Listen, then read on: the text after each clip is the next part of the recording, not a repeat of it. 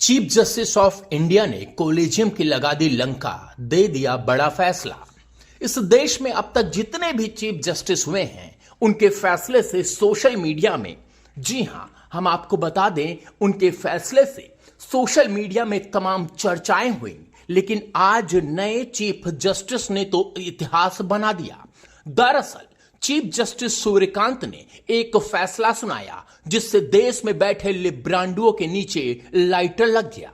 लेकिन उनको क्या पता था कि इस बार उनसे डरने वाला सीजीआई नहीं बल्कि ईंट का जवाब पत्थर से देने वाला बैठा है। दरअसल हुआ यूं कि जस्टिस सूर्यकांत के एक फैसला सुनाया और वो था कि संवेदनशील याचिकाओं की तुरंत लिस्टिंग और सुनवाई की जाए, ना कि रात्रि 2 बजे आतंकियों के लिए कोर्ट खोली जाए।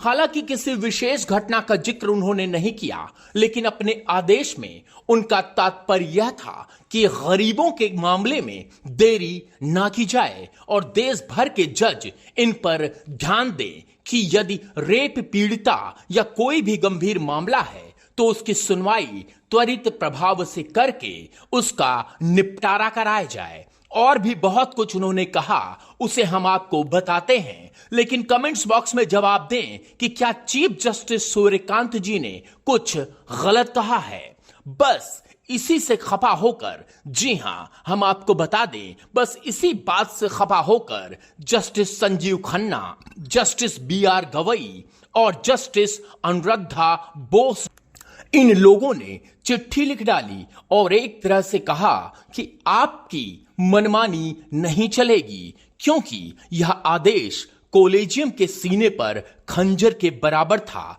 वो ऐसे ही उनका कहना था कि तुरंत लिस्टिंग और सुनवाई के आदेश से कोलेजियम का अपमान होगा। और उन जजों ने कहा कि जबकि कोलेजियम परंपरा यह कहती है कि ऐसे मामलों की प्राथमिकता सीजीआई की अनुमति से तय होती है और बेंच गठन में संस्थागत प्रक्रिया अपनाई जाती है। अब जरा सोचिए, इनकी धूर्तता, इनके हिसाब से हर मामले में सीजीआई की अनुमति तय होनी चाहिए। ऐसे में देश भर में पड़े केस बढ़ते ही जाएंगे। इन्हें सिर्फ अपने कोलेजियम की तानाशाही की साख बचानी है, इससे अधिक कुछ नहीं। चीफ जस्टिस सूर्यकांत जी ने बस इतना कहा था कि बहुत कम समय में बिना लंबी प्रशासनिक प्रक्रिया के सीधे सुनवाई के लिए स्वीकार कर लिया जाए।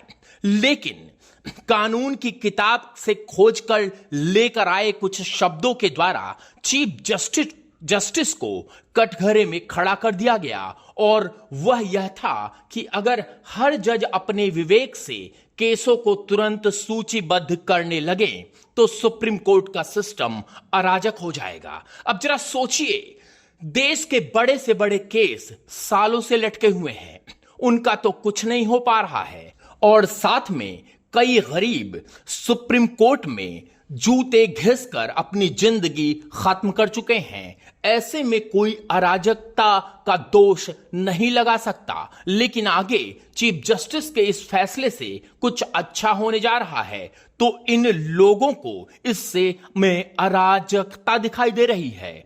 और तो और उन जजों की टोली ने यह भी लिख डाला कि यह जुडिशियल डिसिप्लिन का उल्लंघन है। इससे यह संदेश जाता है कि कुछ याचिकाएं बाकी से और ज्यादा महत्वपूर्ण हैं। सुप्रीम कोर्ट की निष्पक्षता की छवि को नुकसान पहुंचता है। अरे बाप रे, यह तो कानून की किताब के बड़े से बड़ा अस्त्र खोजकर लाए हैं।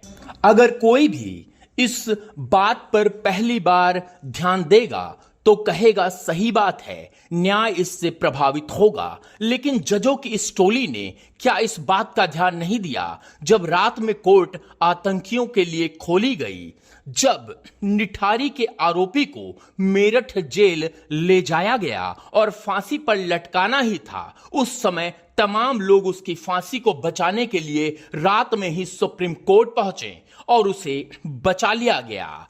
जब अर्बन नक्सल को विशेष सुविधाएं दी गईं, जब आप वीडियो को लाइक करें, जी हां दोस्तों, हम आपसे गुजारिश करते हैं आप वीडियो को लाइक करके आगे भेज दीजिए, क्योंकि अब जो चीफ जस्टिस हमारे सभी को मिला है उसकी आवाज दबनी नहीं होगी और दबनी नहीं चाहिए। इसलिए खुद चीफ जस्टिस ने साफ शब्दों में कह दिया है कि मैं किसी के दबाव में आने वालों में से नहीं हूं और मैं अपनी स्टाइल में काम करूंगा।